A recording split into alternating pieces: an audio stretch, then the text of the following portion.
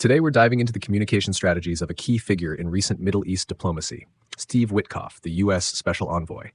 Our research has looked closely at his public statements surrounding the delicate negotiations on Gaza and Iran, and what we found raises some interesting questions about the relationship between public messaging and the realities of high-stakes diplomacy. Let's start with the Gaza negotiations.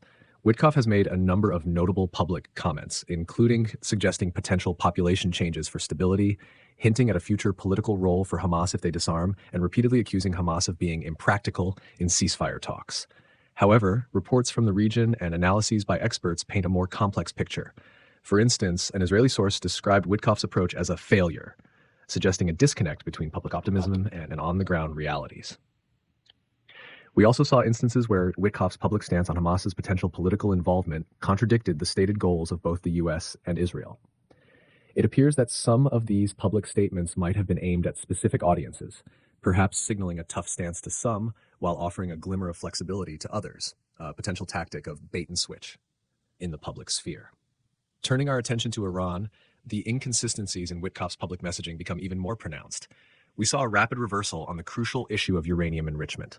Initially, Witkoff appeared to suggest a willingness to accept enrichment up to the levels outlined in the 2015 nuclear deal, only to later state unequivocally that Iran must halt all enrichment and weaponization. This dramatic shift, often occurring within days, created confusion among observers and likely among the negotiating parties themselves.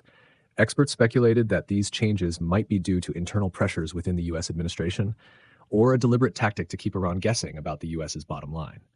Reports also emerged suggesting that the U.S. might be offering Iran a deal that doesn't require full dismantling of its nuclear program, further highlighting a potential gap between public rhetoric and actual negotiation strategy. When we compare Witkoff's communication style across both the Gaza and Iran contexts, some similarities emerge. In both cases, he frequently used media appearances, particularly on Fox News, to convey his message, suggesting a targeted approach to reach specific segments of the public.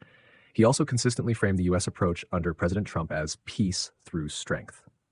However, the level of fluctuation and rapid changes in his public statements seemed more pronounced in the context of the Iran nuclear negotiations compared to the Gaza talks.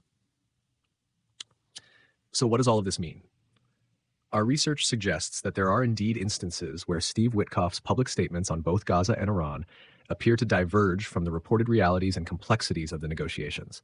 Whether this is a deliberate tactic to exert pressure, manage public perception, or simply reflects the fluid nature of high-stakes diplomacy is difficult to say definitively. However, the inconsistencies we've highlighted underscore the importance of looking beyond public pronouncements and carefully analyzing the underlying dynamics at play in international negotiations.